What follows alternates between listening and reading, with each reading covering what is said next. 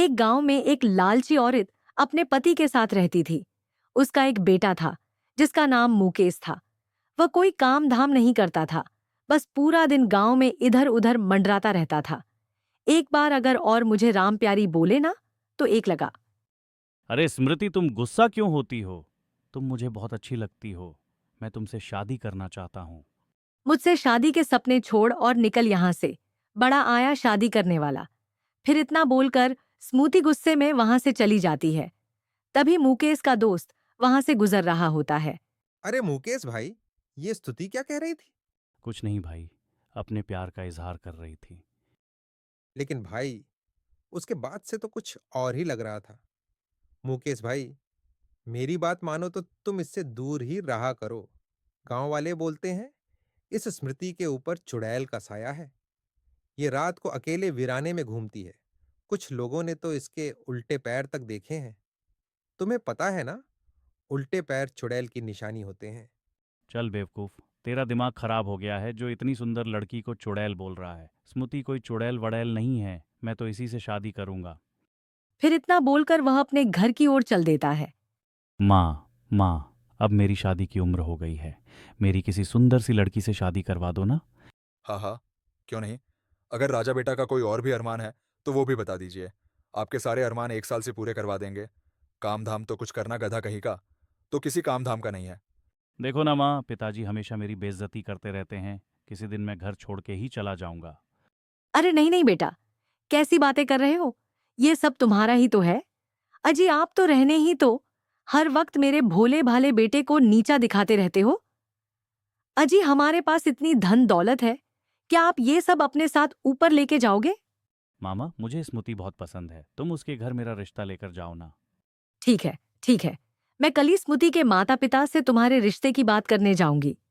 फिर अगले दिन मुकेश की माँ स्मृति के घर रिश्ता लेकर जाती है और उन्हें अपने पैसों का रुबाब दिखाती है।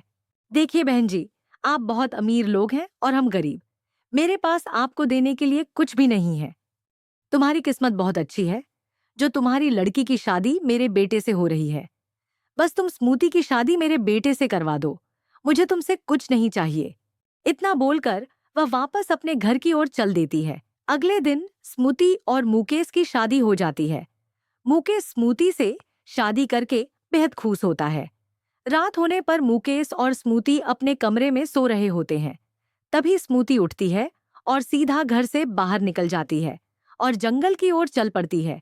मुकेश की दोस्त को स्मृति पर पहले से ही शक होता है, इसलिए वह उस पर पहले से ही निगरानी रखे हुए होता है।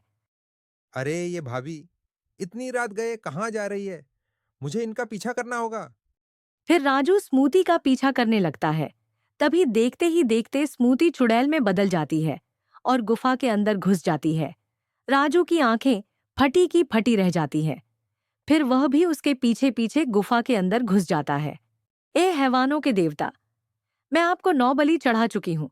बस एक बलि और चढ़ाते ही मैं सर्वशक्तिमान बन जाऊंगी। फिर मैं इन शक्तियों से पूरी दुनिया पर राज करूंगी।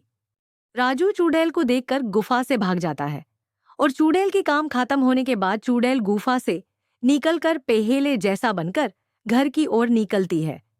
सुबह होते ही स्मूती घर के सारे काम करती है और अपने सास ससुर के भी देखभाल करती है।